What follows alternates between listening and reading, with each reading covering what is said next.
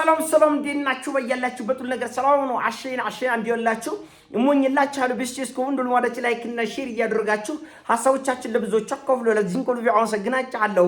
ሐሳቡ ሲሞቻችሁ እንደለም ወዳችሁ 3000 ላይክ እንድትገጩኝ በትትና አጎብዛችኋለሁ። ዛሬ ሚዛናችን ይዘላችሁ መጣነው ሱፐር ዜና በሞላ ዓለም አሜሪካን መሳቂያና መሳለቂያ ያደረገው የአሜሪካው ፕሬዝዳንት ዶናልድ ጄ ትራምፕ በወጥ ቤት በኩል የፈረጠጡት ፍርጠጣ ነው። እንግዲህ ትራምፕ በተደጋጋሚ ኢራን አብቅቶላታል፣ ፈራርሳለች፣ ወድማለች፣ ወታደር የላትም፣ ሚሳኤል የላትም፣ ድሮን የላትም፣ ባህር ኃይል የላትም፣ ወደ አመድ ቀይር ያለው ካሉ በኋላ በወጥ ቤት በኩል ያስፈረጠጣቸው ማን እንደሆነ መላ ዓለም እየጠየቀ እውነት እኔ ራሱ በግሌ ይሄን ርዕስ ማንሳት አልፈለኩም። እስቲ ግቡና ሲኤንኤንን፣ ቢቢሲን፣ ፎክስ ኒውስን ዓለም አቀፍ ሚዲያዎችን በሙሉ ተመልከቱ። ዛሬ ወሬው ይሄ ነው። እንዴት ነው ትራምፕ በወጥ ቤት በኩል የፈረጠጠው? ምን ታይቶ ነው? ምን ተሰምቶ ነው? ምን አይነት አደጋ ተጋርጦ ነው የሚል ጥያቄ መላ አሜሪካን እየጠየቁ ነው። ኮሜዲ የሚችልም እየቀለደ ነው፣ ፌዝ የሚችልም እያፌዘ ነው ያለው። አሜሪካን በመላ ዓለም መሳቂያ መሳለቂያ ማድረጉን ተከትሎ የአሜሪካ ኮንግረስ በዚህ ጉዳይ ላይ ማብራሪያ እፈልጋለሁ። እንዴት ነው ፕሬዚዳንቱ በወጥ ቤት በኩል ወይም ደግሞ በኬተሪንግ መኪናው በኩል ያመለጡት? ምን ችግር ተፈጥሮ ነው? እናም ሊብራራልኝ ይገባል እያለ አይራን እንደዚህ የቀን ቅዠት ሆነችባቸው። የቀን ቅዠት ማለት ነው። እና አሁን ውፍረትን መቋቋም ሲያቅታቸው ምን አሉ? አይ የተወሰኑ ሰዎች በትከሻ ላይ የሚተኮስ ሚሳኤል ይዘው ታይተዋል አሉ። ለምን አልገደላችሁም? ከታዩ ለምንስ አልያዛችኋቸውም? ወይ መያዝ ነው ወይ መግደል ነው። ከዚህ በፊት ትራምፕን ሊገድሉ ሞክሯል የተባሉ ሰዎች ምንም እንኳን አንዳንዱ ድራማ ቢሆንም ተገለዋል።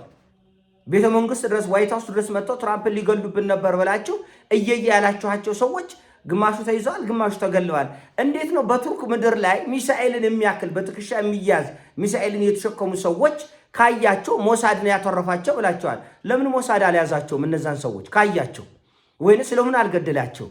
ወይስ ለምን እናንተም ራሱ በቪዲዮ ማስረጃ ለምን አላስቀራችሁም? ካያችኋቸው ማለት ነው። የለም። እና እፍረቱን መቋቋም ሲያቅታቸው አሜሪካኖቹ ምን እንበል የሚል ተረት ውስጥ ነው የገቡት።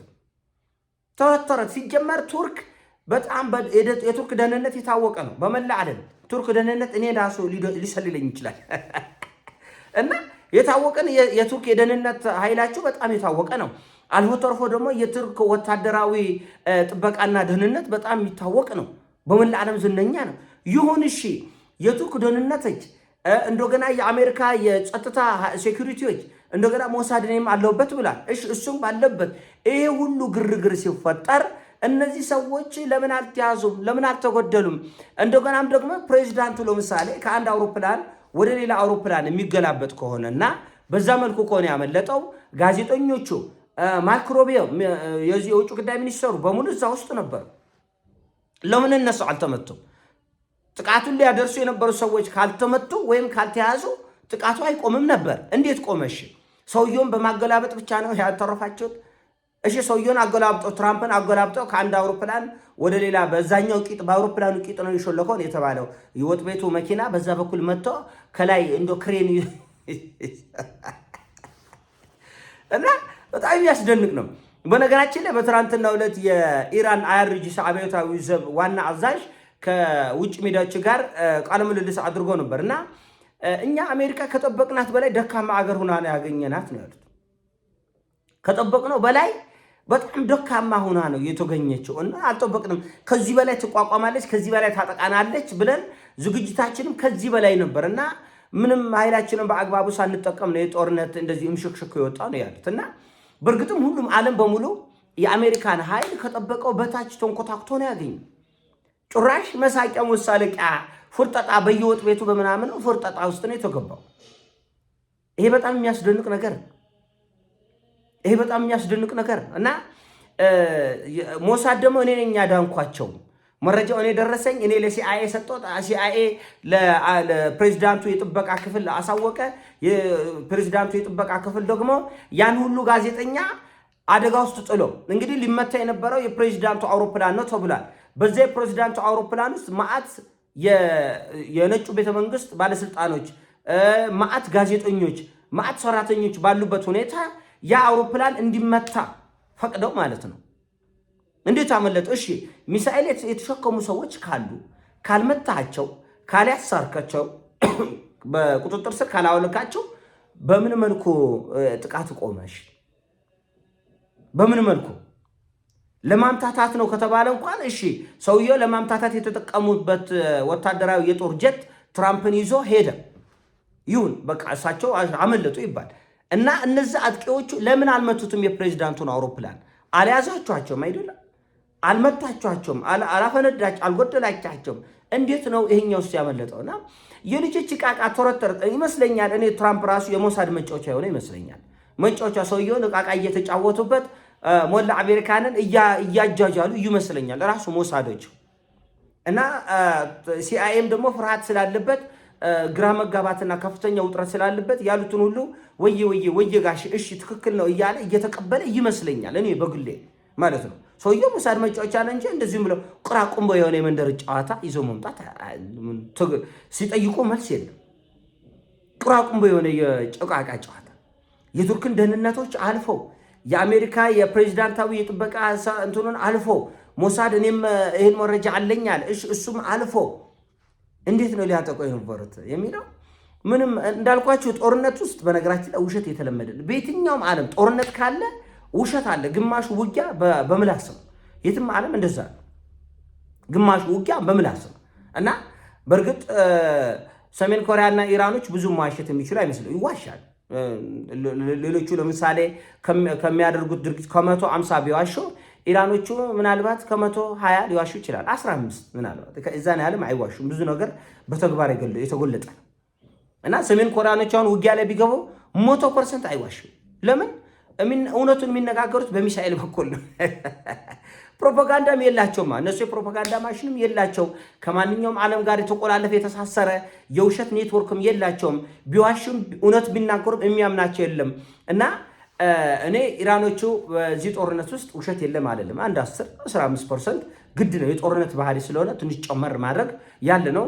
ነገር ግን 85% ወይ ደግሞ ወደ 90% የሚጠጋው የኢራኖች መግለጫ እውነት ነው እና አሁን አሜሪካ ግን 70% በውሸት የታጀበ ጦርነት ነው እየተዋጋች ያለች። ሰሞኑን እንኳን በተደጋጋሚ እየወጡ ሆርሙዝ ክፍት ነው፣ ድርድር ላይ ልንደርስ ነው፣ አሸይና ሊሆን ይላል። ውሸት ነው። ሲኤንኤን ራሱ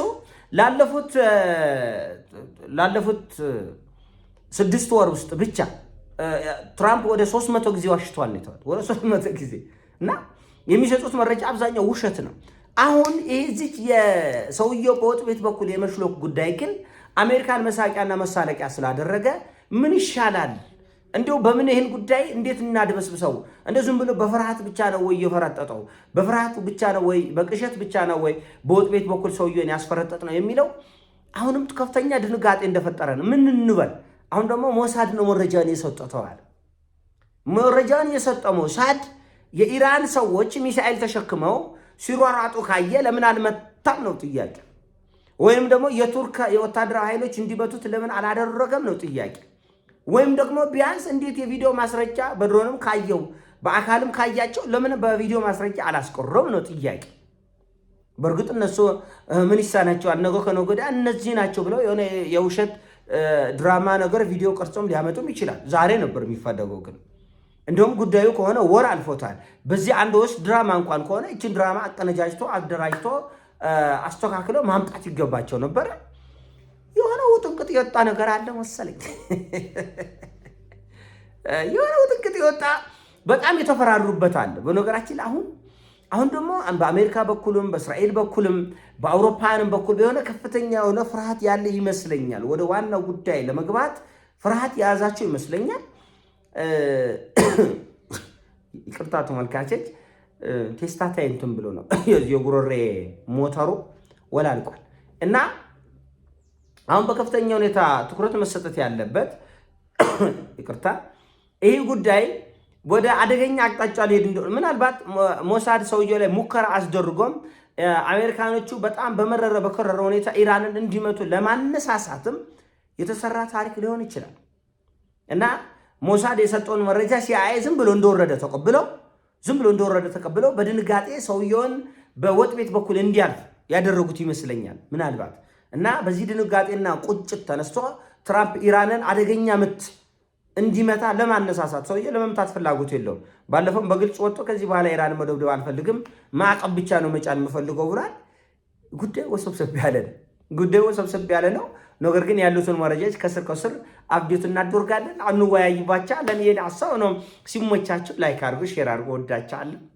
ፒስ